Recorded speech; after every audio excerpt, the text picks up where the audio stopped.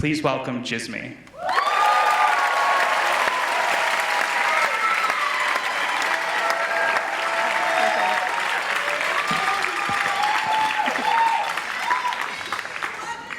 I love you too.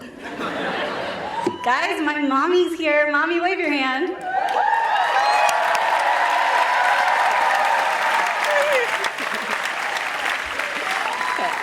You had your moment, Mommy. All right. I've been rejected 773 times. A couple weeks back, when I was putting together this speech, I counted the number of times I faced rejection. And in true Wharton fashion, I created a spreadsheet. Looking at the rejections, I noticed many of them happened within the past 4 years.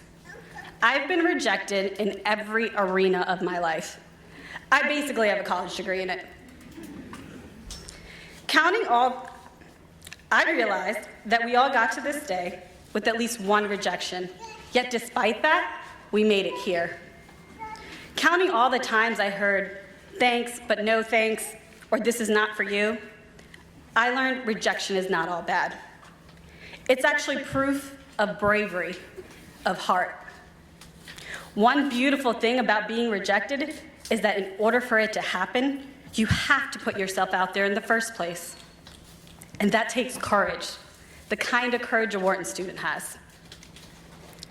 Rejection means having the heart to attempt the impossible. And it was my mom who taught me that. She immigrated here from India 27 years ago with 2 adorable children, me and my brother, and didn't speak English, but was determined to teach me. So every afternoon, when I was 3 years old, we'd walk to the St. George Public Library and read picture books together.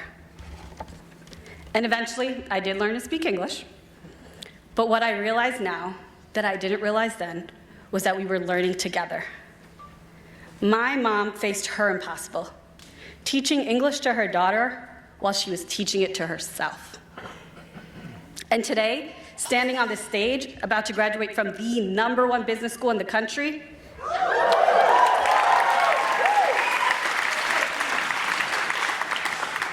I know I am proof of my parents' impossible.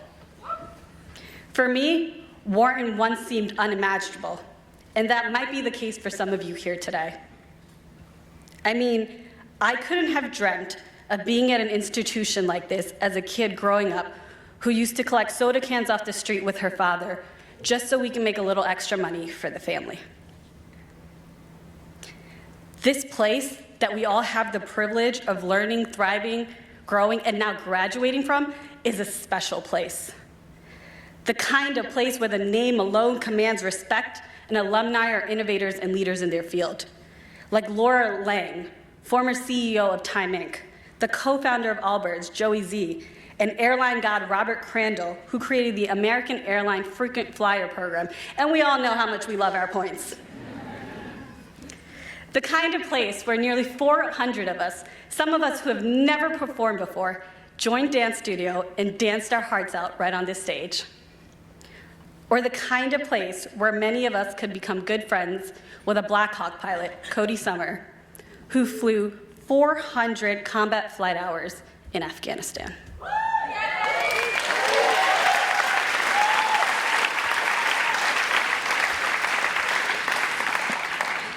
At Wharton, we're told a lot that nothing is impossible, and that may be true, but we all have our own version of impossible. The things we were scared to do are the chances we almost didn't take, but had the courage to try anyway.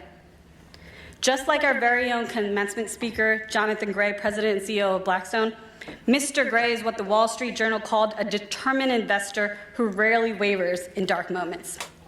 Like when Mr. Gray decided to buy out Hilton Worldwide Holdings, the biggest hotel buyout with $7 billion in debt, and then had the business lose 70% of its value during the recession. With confidence and determination to do what others might have called the impossible, Gray pushed forward, and years later earned $14 billion in profit.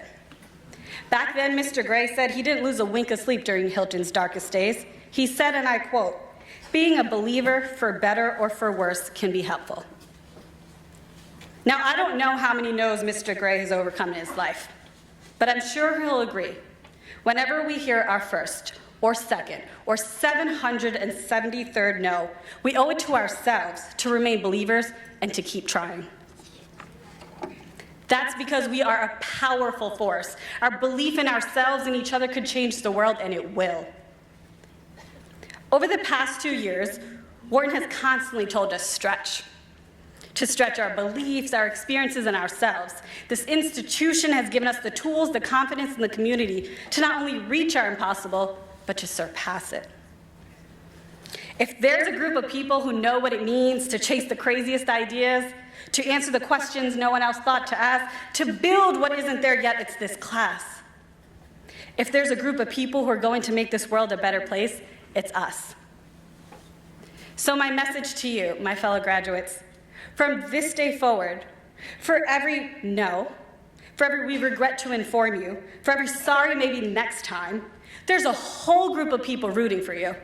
And you owe it to them, you owe it to us, to keep believing, keep stretching, and keep trying. So here's to 773 rejections, or as I like to see them, 773 reasons to keep trying. Thank you.